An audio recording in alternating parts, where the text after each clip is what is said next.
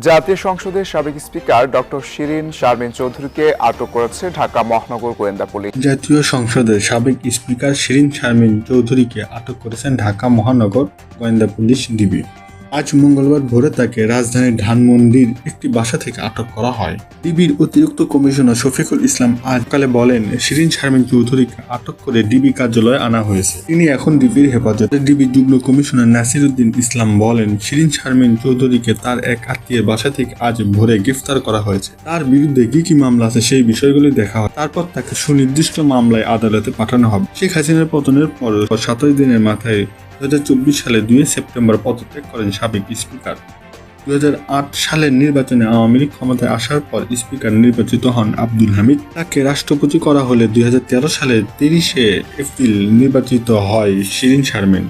এরপর থেকে টানা তিনি দায়িত্বে ছিলেন। জুলাই গণ-অভ্যুত্থানে সহিংসতার ঘটনায় শিরিন শারমিন চৌধুরীর বিরুদ্ধে মামলা হয়েছে। রংপুরে গুলিবদ্ধ হয়ে স্বর্ণ শ্রমিক মুসলিম উদ্দিন নিহত হওয়ার ঘটনায় 2024 সালে 27 আগস্ট শিরিন শারমিন চৌধুরী সাবেক বাণিজ্য মন্ত্রী ও মুন্সি সহ 17 জনের বিরুদ্ধে মামলা করা হয়।